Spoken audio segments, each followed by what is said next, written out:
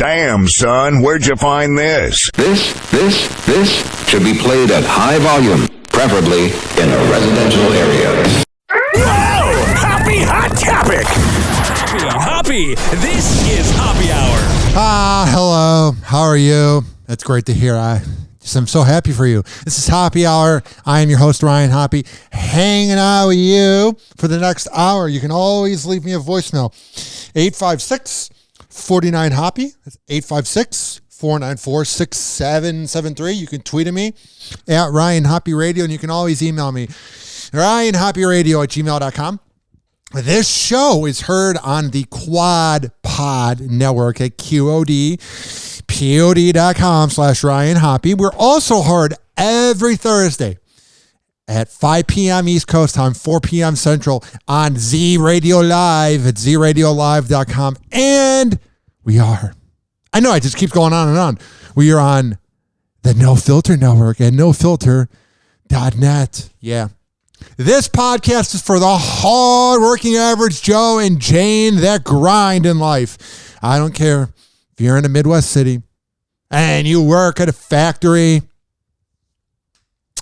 I don't care if you're a single mom. I don't care if you live in Florida and you're a landscaper. I want my show to represent the hard-working average Joe and Janes that work hard. That's the plan. That's what I aspire for every time I record this show, and we have so much to get into. It's utterly ridiculous. Okay. First of all, we got hit with a copyright slap about a week ago, so I can't play the NBA playoff music, which is driving me nuts. But oh boy, the NBA playoffs has been quite the thing. Oh, it's been hilarious. Oh, it's been comical. And I got to begin here in this NBA analysis. Now, this isn't going to be analysis. All right, those guys who claim to be prospects on Twitter and they get everything wrong and they keep on babbling. This isn't going to be, analysis from somebody who's a homer. I say it like it is and I call it like it is. And let me tell you, New York might be a city, because it is. I've never seen a city with more narcissism. I've never seen a city more out of touch. I've never seen a city that thinks so highly of themselves for no reason. Oh, the New York Knicks came a 4th seed this year with Coach Tom Thibodeau, who is the most mediocre coach ever. Like, if you want a coach to improve your franchise, but not really get you over the hump, then go with Tom Thibodeau. He makes everybody work really hard in the regular season, and then they're dead in the playoffs. And that's exactly what happened with the early 2010s with the Chicago Bulls and then the Minnesota Timberwolves, and then with the Knicks this year. And I thought the New York Knicks were the worst fan base this whole postseason, but I think their display at Madison Square Garden quite possibly could have been the worst fandom I've ever seen. Up there with the Philadelphia Eagles. Let me explain why. New York Knicks fans live in the past. They think about, Walt Frazier in the 1970s. And then Walt Frazier is about 70 years old, so you're living in the past. And then you got the Gen Xers that are like, oh yeah, the days of John Starks and the days of Patrick Ewing. 30 years ago. You talking about 1990s is like if you were in the 1990s and a baby boomer was talking about the 1960s. The amount of time between those two decades, 30 years. Now, 2020 minus 1990 equals 30. You get the point. I thought it was absolutely ridiculous. All these fans are chanting at Trae Young, F you, Trae. Even though if Trae Young were playing in the Big Apple, all the fans would be bowing down to him, calling him the next Messiah. But he's on another team. We're going to have chants in Madison Square Garden. Like, F you, F you. And then they're passing out little cue cards of what to chant, like a bunch of high schoolers. Actually, comparing them to a high school fan base is insulting a high school, because they are passing out cards at Madison Square Garden that said, Trey is balding. Trey just crushed you. It's utterly ridiculous. And then we have to bow down to them. We go, is it good for basketball that the New York Knicks are back? No. Sure. But that doesn't mean you're relevant. All the New York Knicks fans this year were running their mouths. Oh, we're back. Do you have Patrick Ewing, one of the all-time greats ever? You know how hard it is to win a championship? Patrick Ewing was marvelous. Oh, do you have Walt Frazier and his one championship? All the New York Knicks fans were like, oh, this is our year. This is our year. And they had this narcissism. They had this attitude. Like, because we are back, this means the whole world is bowing down to us. Oh, you read Twitter? You listen to New York sports radio? You would think the whole globe is rooting for the New York Knicks. You would think the whole globe is going, oh my God, the fact that the New York Knicks are in the playoffs, my life is forever changed. I'm no longer in debt. I no longer have to worry about job security because the damn New York Knicks have been good for the first time in a decade. Ridiculous. Nobody cares. Unless you live on the East Coast, nobody cared about the New York Knicks being in the playoffs. And all the fans think, oh, we're changing the world. That team that made the playoffs with the New York Knicks, if the name on it was Charlotte Hornets, nobody would care about that team. But, oh, we got to really hope that the New York Knicks are good. Oh, we need them. We're not going to survive without them being good. No one cares. God, they're the worst. God, they're the worst. Oh, we're back, baby. Yeah, New York. You think anybody in Boston cares? Philadelphia, Pittsburgh, Charlotte, Birmingham, Alabama, Miami, Tampa, Chicago, Milwaukee, Los Angeles, Portland, Seattle, Albuquerque, New Mexico. Is the whole world going, oh, thank God the New York Knicks are back? Or you guys in your own little delusional bubble? If there was a way to describe the New York Knicks fan base, it would be Michael Rappaport, and that's all I got to say. Call the show. 856-49-HOPPY. 856-494-6773. Also,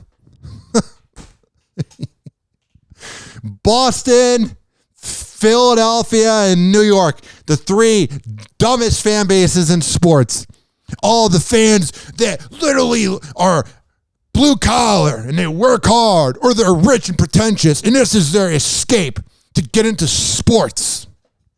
Oh boy, I'd be embarrassed. First of all, you had the Philadelphia 76ers fans dumping popcorn on Russell Westbrook.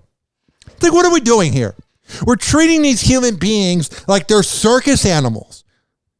Like, what mindset? How much of a loser are you if you're dumping food on an NBA player? You do realize that even if a player like Russell Westbrook doesn't win a championship, which he's not going to because he's selfish and just a video game of a player, he's living a better life than you'll ever live. The women that he's had sex with, the cars that he drives, the house that he has, the athletic skills and things he'll get to do in his lifetime is better than you'll ever even dream of in your best dream. So to that 76ers fan that was dumping popcorn all over Russell Westbrook, he's probably the same type of 76ers fan who goes, oh, Philadelphia gets such a bad rap. We're not dirtbags. And then you would call out that guy for the city being dirtbags. And they go, oh, no, this is us being the city of brotherly love, man. Oh, God. Then you had Boston, this Cole kid, who literally looks like a socially awkward rich kid from the suburbs who, like, has everything bought for him. So pretty much, Kyrie Irving played for the Celtics, and like they did okay in the playoffs, but they never got over the hump. So he's now on the Brooklyn Nets with Kevin Durant and James Harden, and he crushed the Celtics on Sunday. Oh, he killed them. And the Celtics logo is this Irish guy named Lucky. And in the middle of the court, they all went for high fives, all the Brooklyn Nets, and Kyrie Irving put his foot and just like stomped all over the head of Lucky.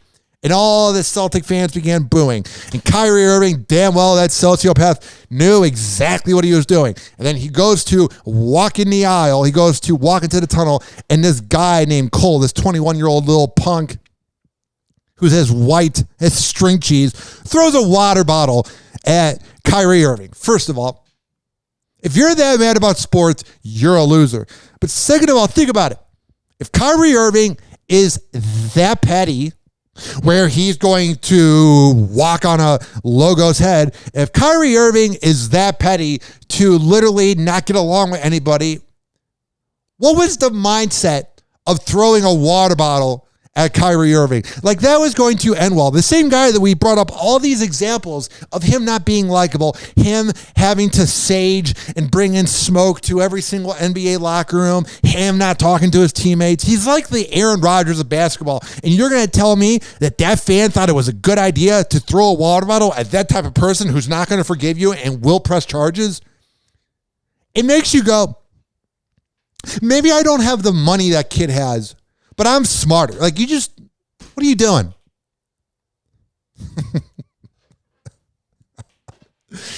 And I tweeted out, because all these Celtic reporters were like, how dare Kyrie Irving walk all over our logo? And once again, the Celtics fans, the Celtics analysts, the Celtics talk radio, New York talk radio, everybody that's a part of the Knicks or the Celtics. The Knicks hated Trae Young taking over, and the Celtics hated Kyrie Irving for beating them. But if they were on their team doing that, they would be applauding them. So that dumb thing where the fans boo and the fans are spitting on Trae Young, the New York Knicks fans, or the Celtic fan throwing the water bottle at Kyrie, it's like, do you know how dumb you look? Because if they were on your team, like if Trae Young was on the Knicks doing that and an Atlanta Hawk fan spit on him, oh, you better believe the media would rip into it. It's just the hypocrisy of it. Oh, the hypocrisy. 856-49-HOPPY. 856-494-6773. Also going on in the NBA, the National Basketball Association on the hardwood court. The Utah Jazz, the team that literally needs to change their name, because the Utah Jazz were in New Orleans, so they switched over, and I don't think there's much jazz in Utah, but they keep going with that name. They beat the Memphis Grizzlies in a series 4-1, and it shows how underrated Donovan Mitchell is. If he was playing in any big city, he would be getting attention, because he's out the first game, and Ja Morant and his young 21-year-old self, cockiness, dunking on everybody, and they beat the Jazz, and Rudy Gobert has a bad game, Gobert, whatever his dumb name is. And then all of a sudden, you bring back Donovan Mitchell and they win 4 in a row. And I just love how, like, he's not getting any credit because he's in Utah. He's playing at Salt Lake City, the city that everybody wants to hang out in with the 2% beer for $10. And the Mormons all over the place hanging out, trying to recruit you to their cult. But what I find funny is, like, you got the young player who is 21 years old, Ja Morant, trying to dunk on everybody. He's trying to shoot every ball. They weren't really supposed to be in the playoffs. They barely beat the Warriors. And then you got all these rude comments on Twitter like, oh, he sucks. I want to see you go on the hardwood court and do what he's doing. There's this out of control mindset, and maybe it's just being exposed more now because we have social media, but the crap talking that goes online where, oh, you could totally do it. No, you couldn't. If you could do that, you'd be in the NBA. It'd be weird. It would be very unique if the Utah Jazz won this year, because they've never won a championship. They didn't win in the 90s. John Stockton and that creep known as Karl Malone. Google it. So literally, if Donovan Mitchell and Rudy Gobert, COVID boy, if they could, Google it, if they could somehow win the first championship in Salt Lake City, those boys could be heroes forever. They would just need to leave Salt Lake City to get laid. Although that girl that had that gangbang with the Phoenix Suns that went on the No Jumper podcast with Adam 22 and talked about it last summer, she's from Salt Lake City. So maybe some of the Utah Jazz, if they win it all, they can find people like her to hang out with. Also going on in the NBA, You got the Phoenix Suns against the Los Angeles Lakers. And this series proves why LeBron James will never be Michael Jordan. And no, I'm not trying to have a 4-letter network sports debate, ESPN. I'm not trying to have a debate where is Michael Jordan better than LeBron, because I have nothing to talk about. Trust me, this is the top of my head. I'm good. But did you ever see LeBron? Did you ever see Kobe? Did you ever see Michael Jordan, or did you ever see Kobe give up? I wasn't alive for Magic Johnson. I wasn't alive for Larry Bird, but I assume they didn't give up. Those third and fourth quarters in the last game, as I'm recording, the Phoenix Suns are up 3-2, and LeBron's just walking around, and his team's doing nothing. And it's like, bro, are you thinking about next year? Even if you don't win the series, it's admirable if you were to go up for 50 points. But there's just these days that you look at LeBron and you're like, I know he's an all-time great. I know I'm talking about somebody that I'm never going to meet, even though I want to manifest it. I know I'm talking about somebody who's better than I could even dream of. But there's moments that you're watching sports and you're just infuriated. Just walking around. Anthony Davis doesn't want to go into post. Anthony Davis doesn't want to play as center, even though when he's playing as center, they're doing amazing, but he probably doesn't like getting elbowed. He's very soft. He's not very tough. Here's the thing, though. They can do what they want, man. Utterly bizarre. Can you imagine you make millions and you just give up the last half of your job? Hey, can you imagine if you're a radio board op and you board op a morning show and from 6 to 8 a.m. you really bring it and then you feel like you're losing it, so you just give up and not try? Can you imagine if you're flipping burgers at McDonald's, and I'm not comparing that to the NBA, but I am, and you just quit flipping the food 3 hours into the gig? It's so bizarre. I'm not saying LeBron needs to win another ring this year to be an all-time great, but whenever he gives up and doesn't try and all of a sudden is just kind of wandering, you get 22 points, 8 rebounds, and 7 assists, which is a fine game. It's just kind of like, you're not Jordan, bro. You're not. That's all I got to say. And the Phoenix Suns, Chris Paul. What a pretty boy. Oh, he's so good looking. God, if anybody did what Chris Paul did, that dirtiness, using the elbow, doing this, doing that. If any other player did that, let me grab my energy drink, even though I'm already hyper. Let me chug this energy drink. Oh, yeah. If any other player were to do what Chris Paul does, the dirtiness, they would be crucified. I love the CP3 complex. This guy can do whatever the hell he wants. And he goes, oh, no, that's not what I did. In a post-game interview, they'll be like, don't you think you were a little aggressive when you were going for the rebound and you elbowed LeBron? No, I'm just being competitive. I didn't really see it that way. Oh, but don't you think you need to kind of calm down and not be, oh, no, I'm good. We're just hanging out. But if Kevin Durant, who's a little less likable, I guess because he's not in State Farm commercials, he can't get away with it. There's my speech impediment. Can you imagine if Kevin Durant or Kyrie Irving were doing what Chris Paul did? Oh, they'd be crucified. But Chris Paul, I don't know what the hell I'm doing. And don't you dare accuse me. These next two series that I'm about to talk about. Oh, man. The Washington Wizards and the Philadelphia 76ers. You're telling me Joel Embiid's hurt? Whoa. That guy. Man, all these centers now, it really makes you think about Dwight Howard in his prime, even though he's good now, Shaq in his prime, Patrick Ewing in his prime, Hakeem Olajuwon in his prime. All these centers that played for 20 years, you have people go, oh, they put up 20 points, and all they did was do layups. But they were healthy the whole time. Got Joel Embiid getting hurt. You got Anthony Davis getting hurt. So it's not looking good for the 76ers that Joel Embiid's hurt. But Ben Simmons is doing great. And I love the Washington Wizards. They barely get into the playoffs.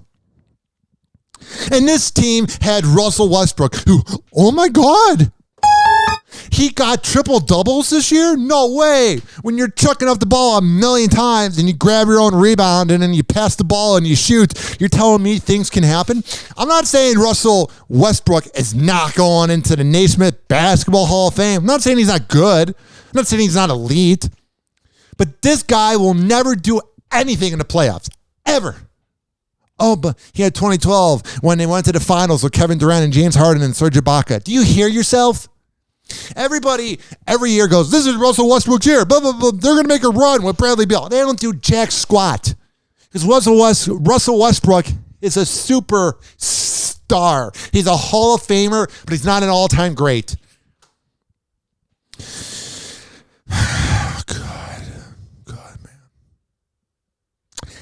I'm all over the place. We're just hanging out, having a party. Also, this is on my mind lately. All this hate on Trae Young of the Atlanta Hawks just going into New York and crushing them.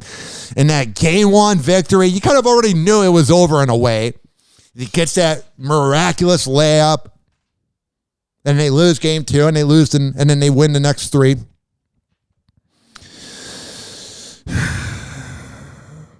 Everybody goes, oh, we need another competitor in the league who gives it his all. LeBron's not doing that. We miss Kobe, rest in peace. Kevin Durant's kind of soft. Kyrie Irving's irritating. And then you have the person you're looking for, the solution, known as Trae Young. And everyone goes, oh, he's annoying. Oh, he's dirty. Oh, he's irritating. But if he was on your team, you would love it. But because there's no real Atlanta Hawks fans, everyone's kind of annoyed. I hope Trae Young goes on to win 9 rings because all the haters will literally run their mouth and then all of a sudden he beats you and you go, oh yeah, he's pretty good. You know what he does? He humbles any fan base. And finally, the Trailblazers and Nuggets. Denver Nuggets, whatever, who cares? Trailblazers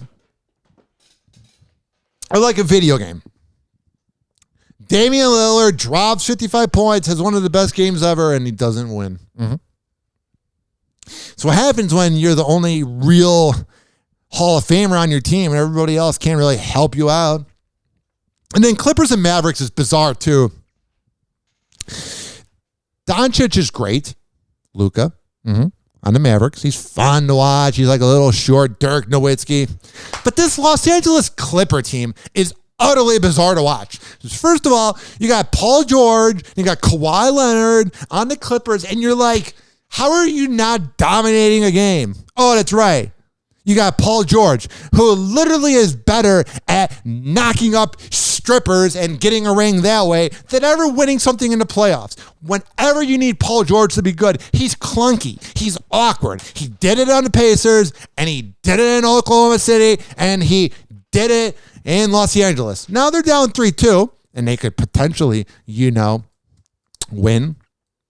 Anything can happen. But every year, whenever it's time for Paul George to, do something, whenever it's time for him to be great, all of a sudden you don't really hear from him. You're like, hey, Paul, where you at, buddy? We good? We good to meet up at dinner later? How's the wife? She doing good? She learning any new moves?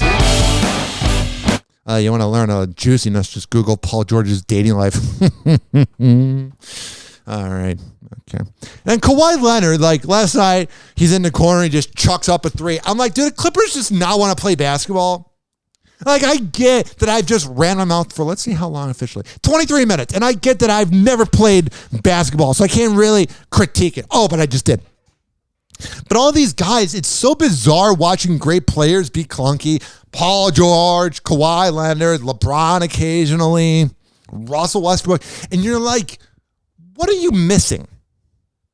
You know what I mean? You're like, hello? Are you there? My cat's looking around like the door's being knocked on. Oh, he gets the door. Meow. You look at these players and you're like, are you serious? You're in the NBA. And I get it's a job, so they probably view it like any other job. Mm-hmm. A little ungrateful. Some might say a little out of touch, but, can't complain. But these players are in the league. They're in the association. Oh, they're doing wonderful. They're doing dandy. But whenever they need to be great, it's like they're like, oh, I make $100 million. I don't need to try. You're just like Kawhi Leonard. You want a ring with the Spurs. You want a ring with the Raptors. And here you're just chucking up shots. Huh? I mean, I don't know. Am I being hard? Am I being rough? Oh, yeah, I like being rough. 856-49-HOPPY. 856-494-6773. This next headline. This is beautiful. And we'll get to it right after this. Hoppy. This is Hoppy Hour. This following segment was brought to you by the Tampa Bay Hot Sauce Company. It's getting hot in here. So take off all your clothes. I can't play the thong because of licensing. If you go to TampaBayHotSauce.com, there has all the locations where you can purchase it in Florida. But if you're listening in a different city, don't freak out. Don't have a panic attack. You can order online there at TampaBayHotSauce.com. It's got a link to this nice podcast you're already listening to, so you probably don't need a link. But it's also got recipes to make some nice, hot, spicy food. But you got to make it happen, Captain. You can't keep listening to my podcast and not signing up for the best hot sauce ever. I think the word would be purchasing, not signing up. But for all the info, TampaBayHotSauce.com. That's Tampa Bay Hot Sauce on social media. And Ryan Hoppy Radio. Let us know what you think, baby. Whoa! Happy Hot Topic! Ladies and gentlemen, here it is. Hoppy. This is Hoppy Hour. And the other stations are tuned in too.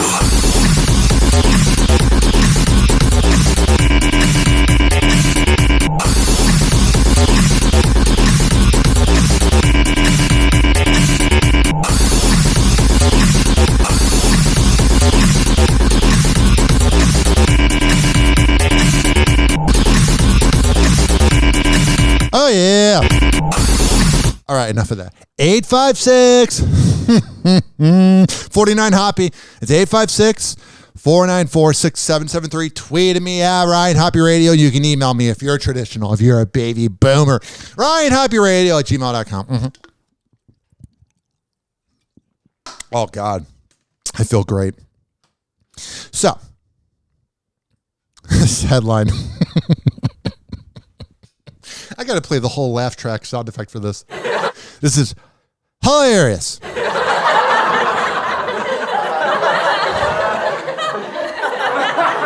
All right, that was getting irritating. NFL players, and this is from Bro Bible, such as A.J. Brown, Darius Slay, and others voice support of Jay Cutler trying to get the bag and divorce from Kristen Cavallari. One more time. I'm laughing. Didn't mean to press that. I'm laughing because if Kristen Cavallari was trying to get Jake Cutler's money, it'd be no big deal. But, the man trying to get money? And I'm not being sexist. I'm just saying people are kind of calling him a douchebag, but they were married. It's from Bro Bible. During his playing days, arguably the biggest criticism of former Chicago Bears quarterback Jake Cutler was his seemingly indifferent personality. That's saying something. It was the worst. That he didn't play enough with fire in his belly. Wasn't enough of a leader. And if he quit on his team. But here's what happened. Since retiring, that side of Cutler has seemed to flourish thanks to his role in his ex-wife's show, Very Cavallari. SB Nation called him a scene stealer. The Washington Post literally published an article. Jay Cutler is the best part of Very Cavallari. Mm-hmm. Well, here's what's going on. He's trying to get 50% of his wife's assets. Everybody's offended. Everybody's mad. Everybody is angry. He wants half of his wife's brand in divorce. Well, unless they signed a prenup, it doesn't sound like a bad idea to me. Kristen, and this is from page 6, Kristen Cavallari and Jay Cutler's divorce has hit a roadblock. The former NFL quarterback, 38, is said to be seeking half ownership of her company, Uncommon James, as the brand was launched during their marriage. Cavallari, 34. Meanwhile, is said to believe that she doesn't owe any part of Uncommon James to Cutler, alleging that she funded a business which sells jewelry, clothing, and home goods. Now, I'm no divorce attorney, but we've heard about, when a man, marries a gold digger, and it doesn't have to be a gold digger. I didn't think she's a gold digger. But what I'm saying is, whenever there's like a divorce, they go, it took half the assets.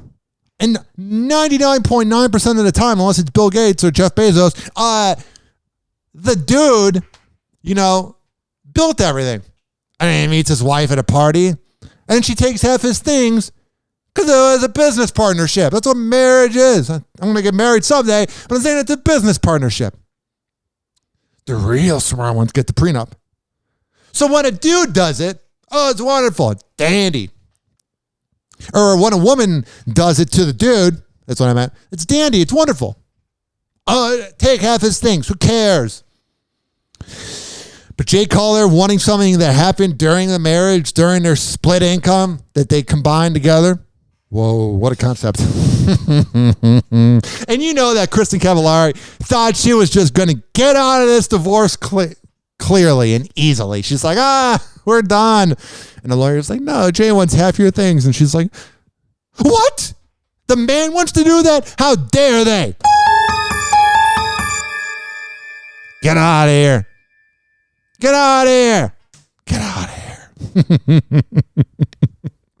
Oh, and Jay Cutler just waited until the end. Like they had everything signed. They're hanging out right across from each other at the main little desk during the lawyer's office, like in a TV show.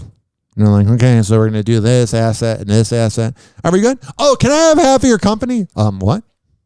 856-49-HOPPY. It's 856-494-6773. Farrah Abraham calls Chrissy Teigen an unfit person in society amid her cyberbullying scandal after past tweet branded the teen mom former, I want to say the word actress because it's not real, a whore for releasing 2013 sex tape.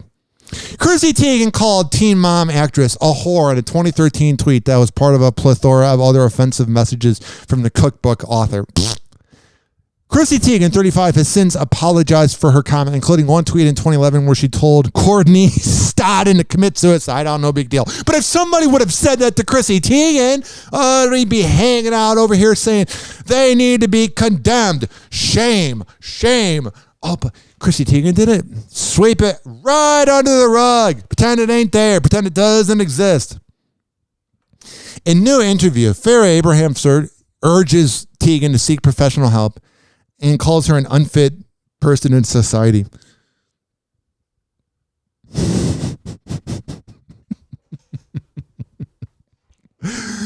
That sex tape that Farrah Abraham made in 2013 was hilarious. Because at least the Ray J and Kim Kardashian sex tape,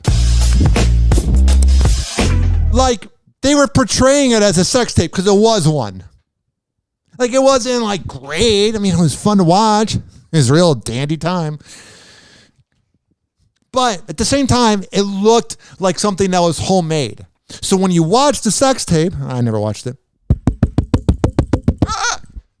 You watched it and you went, oh, did they leak it? Because it looked like a homemade tape.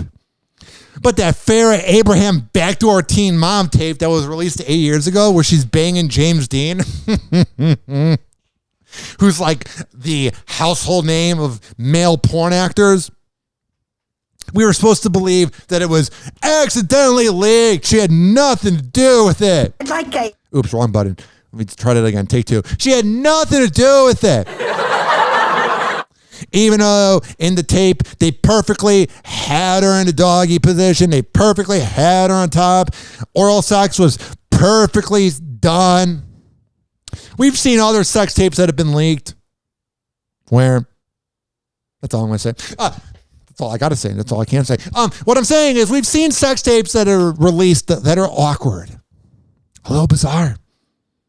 But the Farrah Abraham sex tape, it was so perfectly made. We're going to believe that they just accidentally filmed it and accidentally sent it to Vivid Entertainment. Oh, man. Farrah Abraham, 2013 called. Like, I'm not saying that she shouldn't go around and shame Chrissy Teigen, but you're a real walk in the park. You're a real delight. Man. But there is nothing funnier than that dummy Chrissy Teigen running her mouth the last 2 years. Donald Trump is a bully. Her running her mouth the last 2 years. Twitter makes me feel bad. I want to get off of Twitter for 4 days in return. I'm the authority in all things feminism. And then you have her making fun of other women 10 years ago. Then you have her being a bully. It's almost like she's a hypocrite. It's almost like Chrissy Teigen's not a good person. Food for thought. But you can get the food from Chrissy Teigen's cookbook and immediately go, it's a waste of my time. Hoppy. This is Hoppy Hour.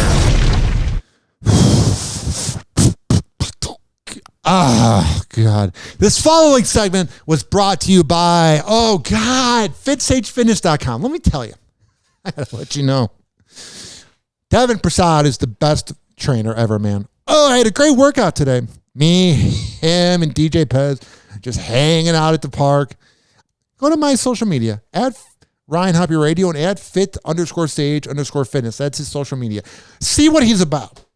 Because I know when you hear, you're working out with somebody at a park. What are you tossing the ball? No, it's like football workouts. Mm-hmm. He also can meet you at your favorite gym. And if you're not in the Tampa Bay area, you don't have to worry. Go to FitSageFitness.com. You can do virtual workouts. He will come up with food prep. He's also a sage. He's a spiritual guy. So he's somebody you can talk to if you're having mental health issues. Devin Prasad's legit. He's changed my life forever. He's taught me about the law of attraction. Here's the thing, though.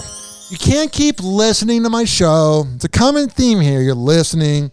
Should I get the Tampa Bay hot sauce? Should I do this? No. You got to make it happen, Captain. Life's too short.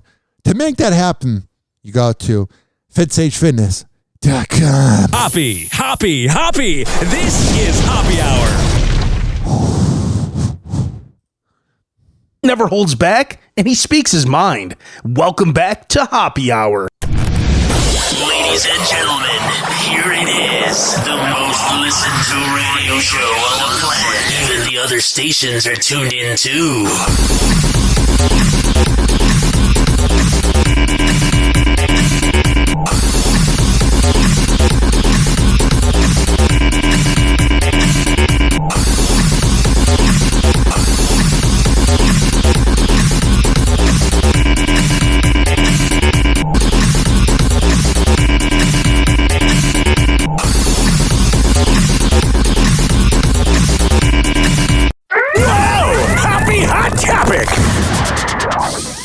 I'll be there for you. The show, friends. I'll be there for you. My neighbor's walking right by my front door, so they probably think I'm mentally ill. I'll be there for you. I am mentally ill. I'm bipolar. I'll be there for you. You're probably wondering why I'm singing a really bad, tone-deaf, awkward version. Me being awkward, who would have thought, of the Friends theme song? Well, here's what's going on. Matthew Perry splits from his fiance, and we're also on a show where I can't play copywritten music anymore. So we're just going to do the new version of this low budget show where I just reenact the songs. I'm in there for you. Your job sucks. Matthew Perry and girlfriend Molly Hurwitz have split. Makes you wonder. On Tuesday, the Friends star revealed in a statement to People magazine that he and his fiancée had called off their engagement. Quote, That's gotta suck. The whole world thinks you're a druggie. The whole world is going, what the hell is going on with Matthew Perry? And then all of a sudden, you split from your fiance. But after this news clip, I got a juicy headline. Sounds like he might have been doing some extracurricular activity. sometimes things just don't work out, and this is one of them. I wish Molly the best.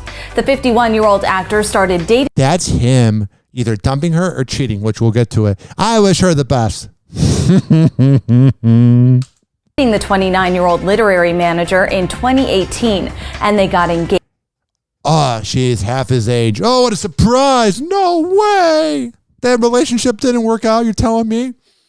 A washed up sitcom actor that's got millions of dollars with some issue with his speech, like me? You're telling me that relationship didn't work with a 29-year-old? No way. That didn't work out? Who would have saw that coming? Engaged in November 2020. At the time, he told People, quote, "I decided to get engaged. Luckily, I happened to be dating the greatest woman on the face of the planet Not anymore. at this time." Matthew has received an outpouring of love and support from his Oh, thank God everyone's bowing down and hoping Chandler doesn't lose his OCD mind. friends, family recently.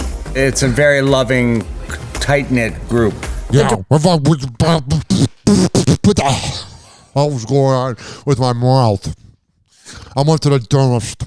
Director behind HBO Max's Friends: The Reunion, Ben Winston, recently spoke out against, quote, unkind comments about the actor and concerns for his health. Everything's doing wonderful.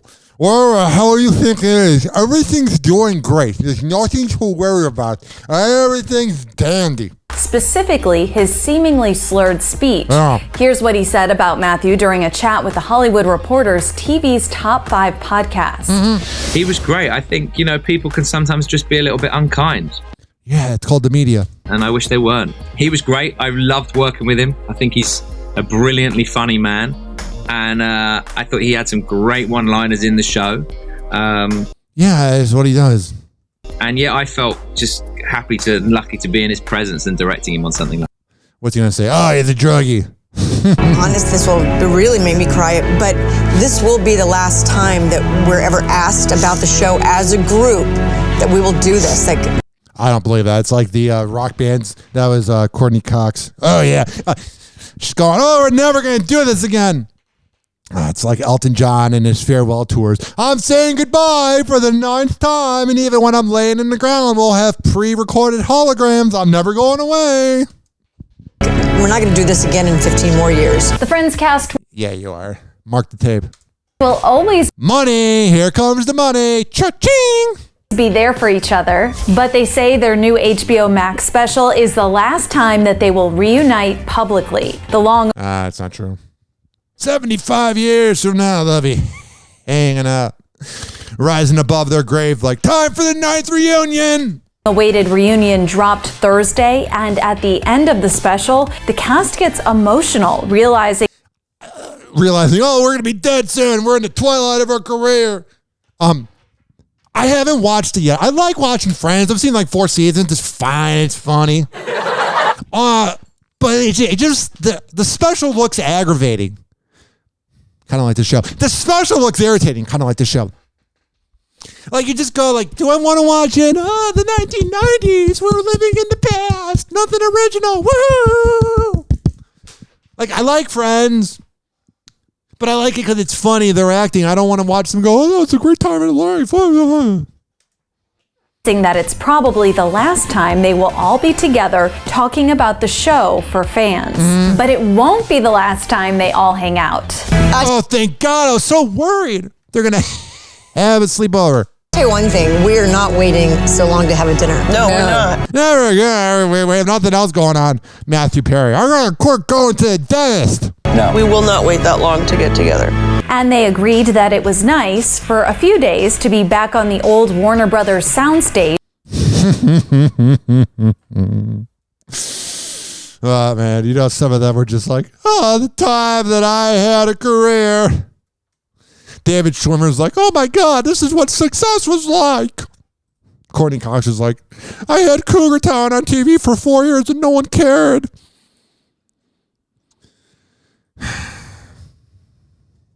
Then the guy who played Joey, let me look up his name.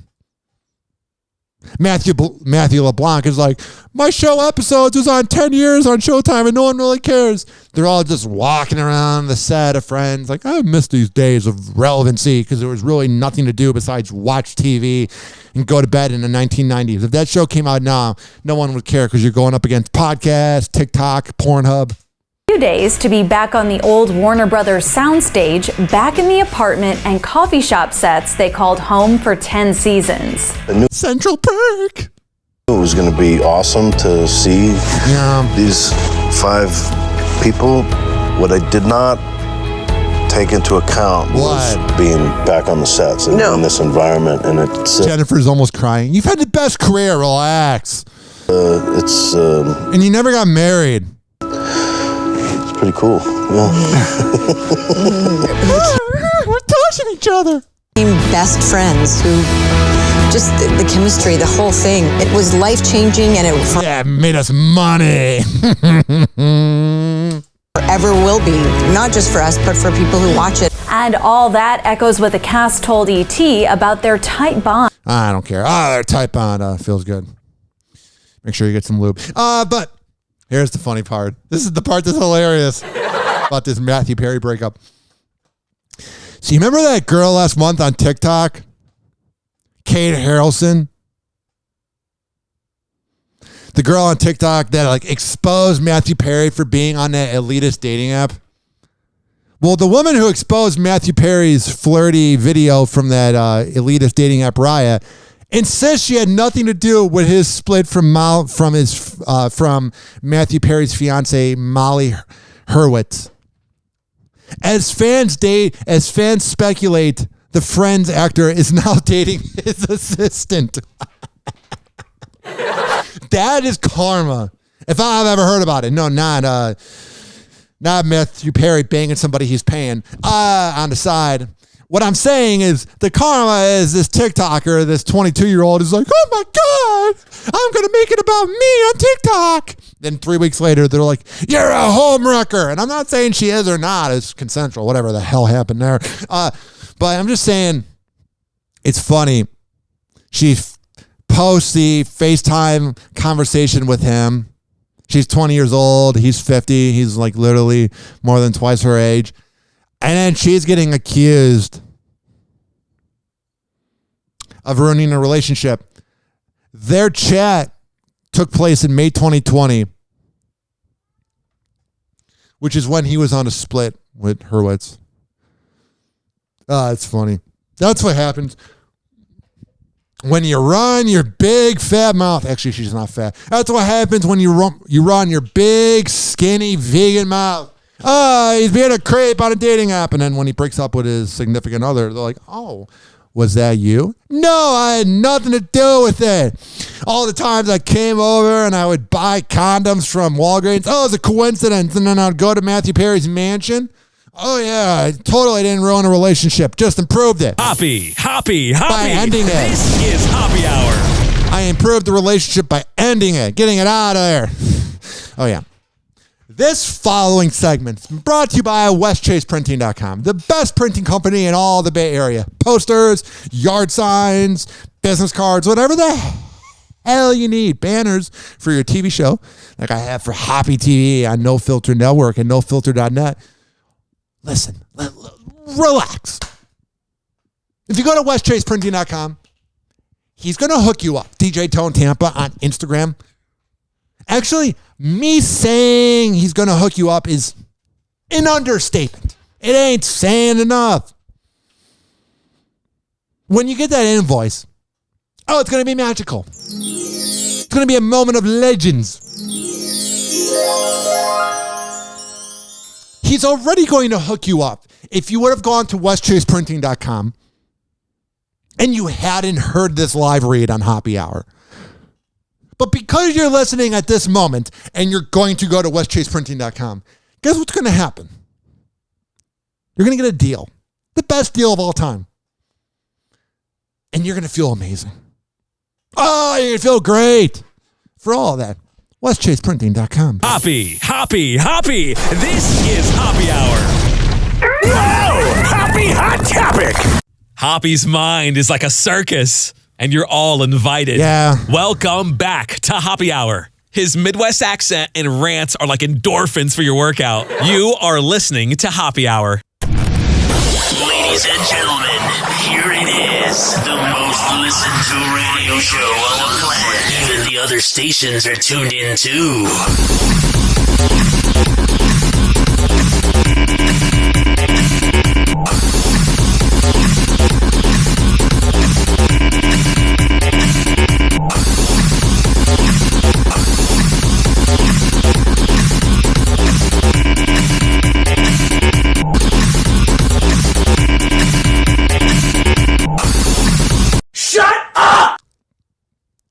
Oh, God, we have to talk about Logan Paul. Shut up! I mean, I don't have a program director here, but I want to. You hear that Floyd Mayweather wants to get in the ring with you. Your first reaction is, let's go. Sign me up. Oh, jeez. Where's the dotted line? Like, can this happen tomorrow? How does it feel knowing that you are the one to pull Mayweather out of retirement? It's crazy. Yeah. I did the impossible already. Oh, jeez. Now I'm just going to do it again Sunday. Got it. Easy.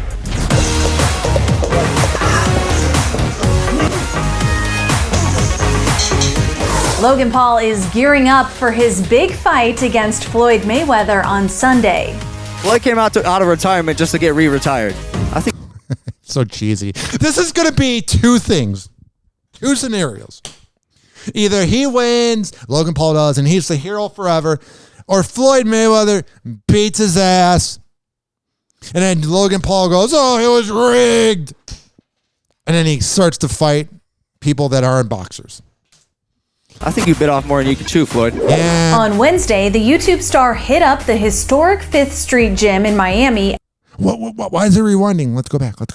856-49 Hoppy. You hear that Floyd Mayday. The world's ending. Here we go. Wednesday, the YouTube star hit up the historic 5th Street gym in Miami ahead of his upcoming pay-per-view boxing match airing on Showtime. The 26-year-old YouTube star hit the punching bag with and without his shirt on, punched yeah, you got your shirt off, Logan. Oh, you're so cool, bruh. The air, jumped rope, and showed off some moves in the ring. Oh, yeah. You. Shadow boxing. Whoa. Cool. There you are. Punching a bag. There you are, shadow boxing. But is that Floyd Mayweather? I'm just saying, I would watch out for fighting Floyd Mayweather. I mean, he's not a good person. And he sweat a lot. Energy. Yeah, Logan Paul was sweating during a boxing workout. Whoa, breaking news. Energy's great. Mental health, physical health is great. Yeah. When I think of a mentally healthy person, I think of the Paul brothers. Strong, fat. They're not overcompensating for anything. Sharp, yeah, man, I have no complaints. This is the best shape I've been in my life. Got it. Longest fight I've ever fought, you know? Got it. Have to be ready. And you just got to put respect where respect is due, man. I don't care anymore. I'll be sleeping because I get up at 4:30 a.m. on Sundays. I don't really get to watch anything on Saturday nights. So we got some Kardashian news. God, we have so much Kardashian news. Before we get to it, this next headline is biggest clickbait from Inside Edition.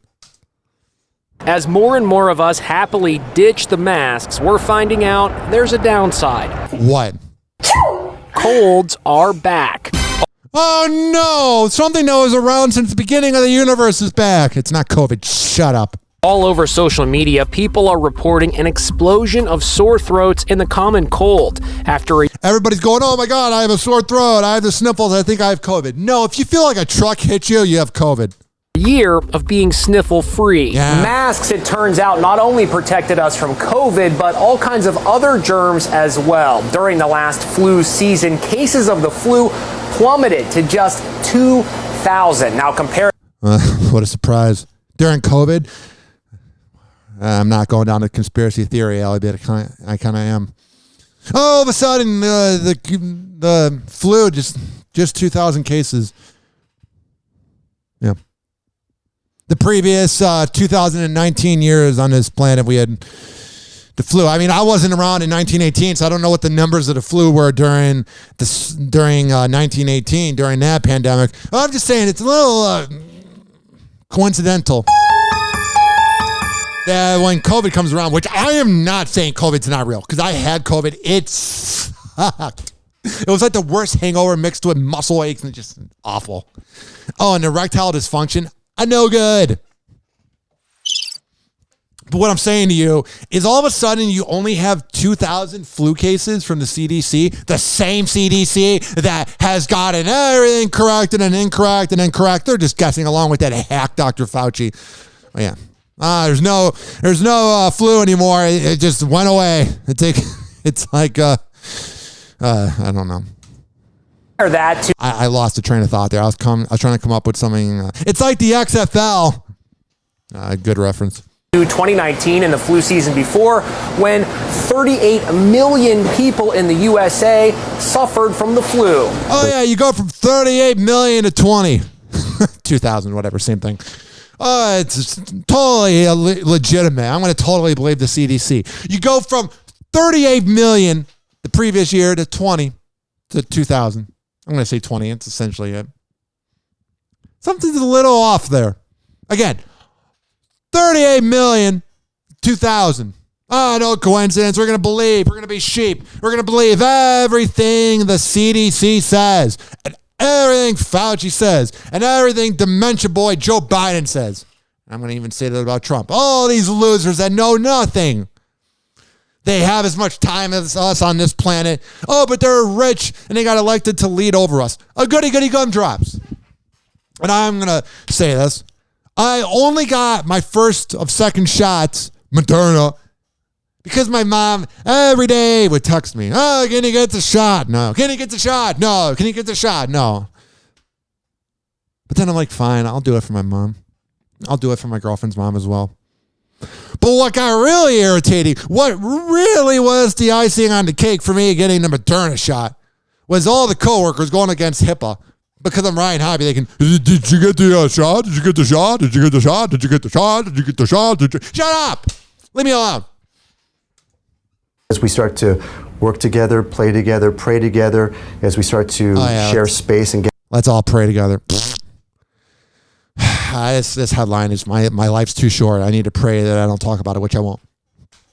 Demi Lovato promotes diet soda after sugar-free froyo meltdown, so she can go into that sugar shop and babble all she wants. Oh yeah, they're evil for having diet food. It triggered me. I'm Demi Lovato. I'm a sociopath. Oh, but then she talks about diet soda. Totally fine. She promoted a Dr. Pepper Zero Sugar while on the red carpet. Yeah. There's no coincidence there.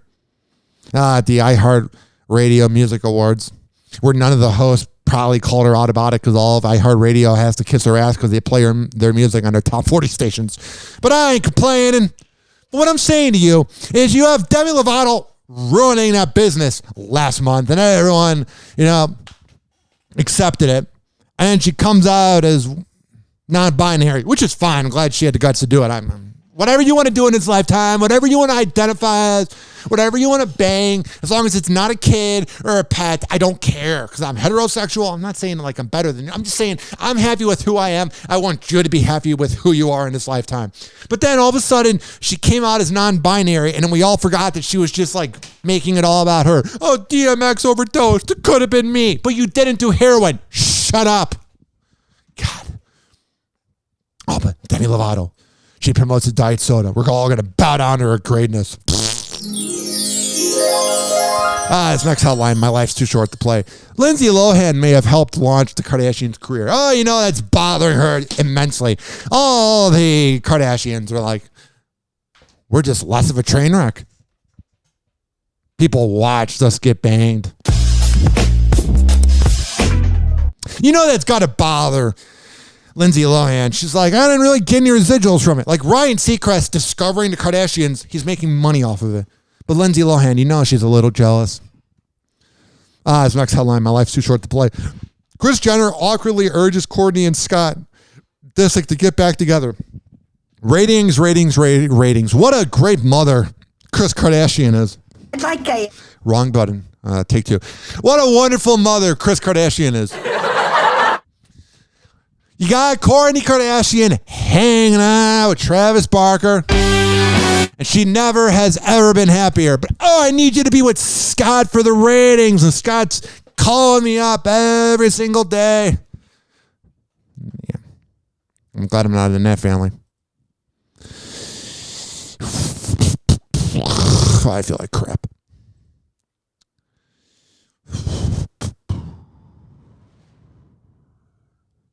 Khloe Kardashian has had it with the baby mama drama and is threatening to take legal action against the woman claiming Tristan Thompson is the father of her child. But he probably is the father of the child because that dude does not know how to pull out. But unlike Tristan Thompson, I know when to pull out. Like by ending the show because I'm running out of things to talk about. Bye. Hoppy. This is Hoppy Hour. I can't leave without letting you know this is brought to you by RichKBarber.com. Rich Keeley Master Barbershop. The best barber. Oh yeah, he makes me look sexy. I got that haircut today. God damn, it looked good.